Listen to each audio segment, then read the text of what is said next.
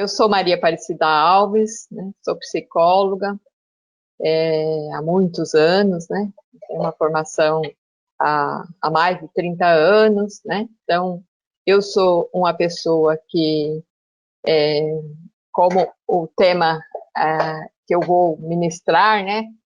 Já sou uma pessoa considerada idosa, né?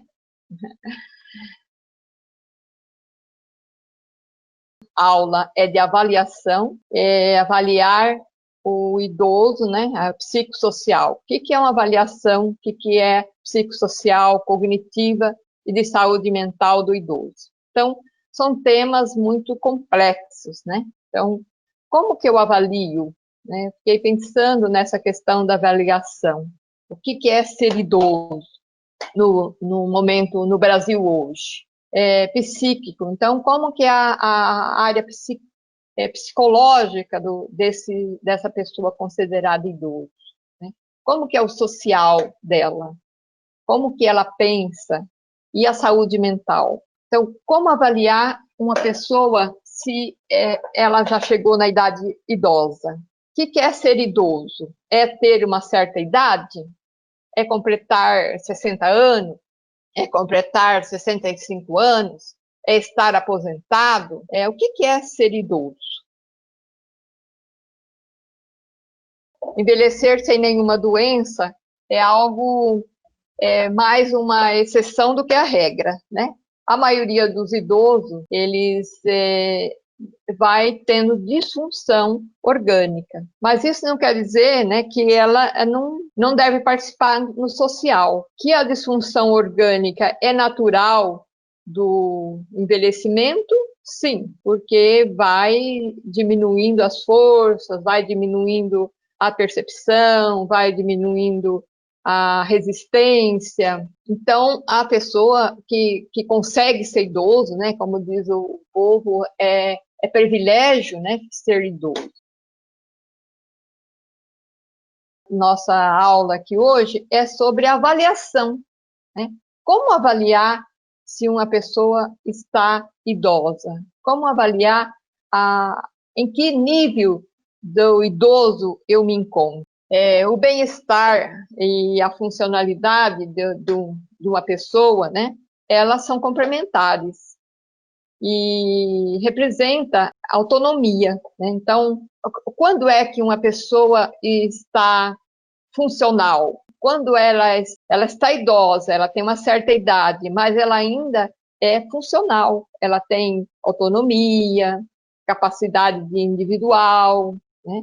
E ela toma decisões, ela ainda às vezes mora sozinha ou mora com o companheiro, então duas pessoas idosas morando sozinha, mas elas têm as suas próprias convicções, né? Então ela tem uma certa independência das outras pessoas. Então, isso é um idoso funcional. Mas o que é um idoso não funcional? Aí, os processos de envelhecimento, então, para a gente pensar em avaliação, a gente tem que pensar em processo. Que o processo de envelhecer, para algumas pessoas, pode ser rápido, para algumas pessoas pode ser muito lento e durar muito tempo o bem viver, né? Então, a pessoa vai diminuindo as forças, vai diminuindo a energia, né? Vai diminuindo, mas aos poucos, né? Então, isso, dentro dos estudos do envelhecimento, vai se chamar senescência. É um processo de envelhecer quase saudável, né? Diminui, sem o comprometimento das necessidades básicas, né? Então, a pessoa ainda consegue fazer muitas coisas, né? Então, consegue dirigir, consegue morar sozinho, consegue fazer compra, lidar com o próprio dinheiro, visitar os filhos, ir no médico sozinha, às vezes ajudar a cuidar de neto. Então, faz a própria comida, limpa a própria casa. Então, como é essa questão da senescência? Então, é um processo, né? Já a senilidade já é um processo de envelhecimento associado a alterações decorrentes das doenças crônicas, com comprometimento da necessidade básica. Então, a senilidade já é um envelhecimento mais comprovado, digamos assim. Então, as pessoas vão tendo doenças. Então, como medir esse idoso, né, que tem um processo de senescência e um que já está na senilidade? Então, algumas teorias que a gente leu e que está aí na bibliografia, vai tratar o idoso robusto, né, e o idoso frágil. Mas quando ele está robusto? Ele está robusto, de repente ele fica frágil, né? O envelhecimento não é assim que acontece. Ele está idoso, ele está robusto, e é sempre um processo, né? Não podemos esquecer nunca de que quando a gente vai avaliar, que a gente está avaliando um processo. E para avaliar um processo, né, para ver em que estágio está esse idoso e a gente não pode esquecer também, né, todo o tempo que a gente vai falar, a gente tem que pensar o que é envelhecer, né?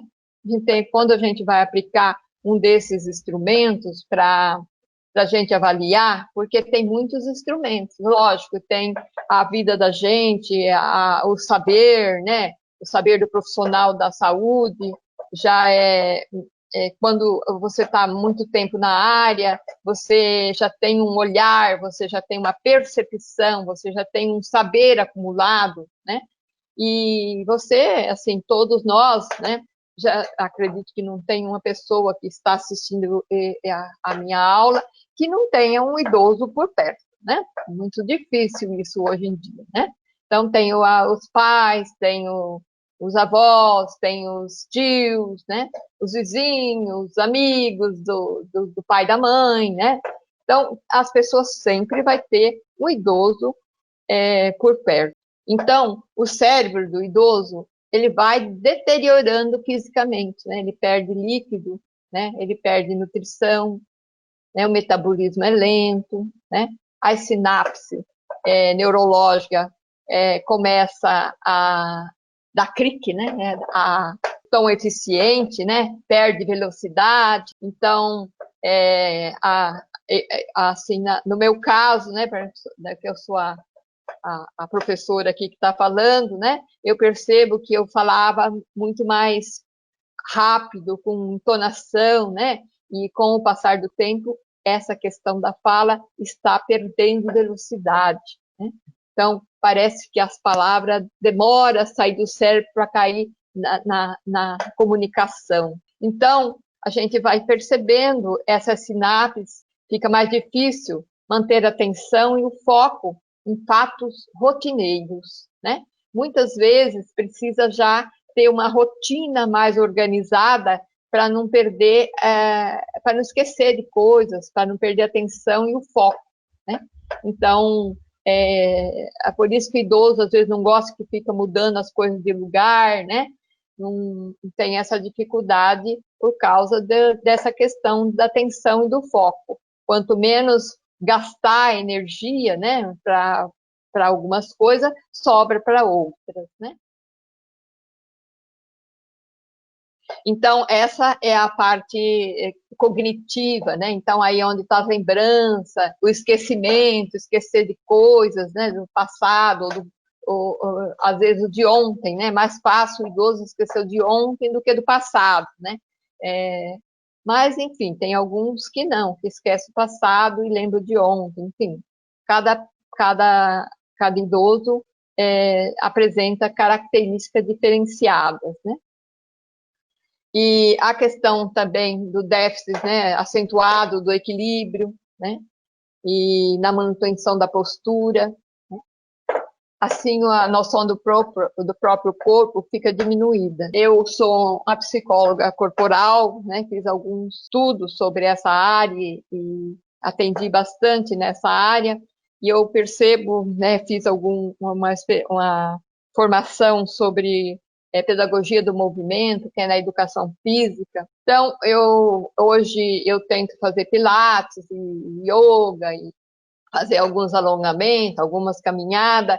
Por quê? Porque percebo que é preciso manter o corpo, né, a postura, o alinhamento, ter essa procepção, né, essa percepção corporal como um todo, para manter a saúde, toda a saúde, né, toda a saúde física, mental, né, e toda a saúde. Então, é preciso que a gente não pode esquecer das questões dos exercícios físicos, né? Então, é muito importante para o idoso não adoecer, né? O exercício físico, o esporte, as caminhadas, né? Frequentar os centros do idoso, né? Serviço de convivência, enfim.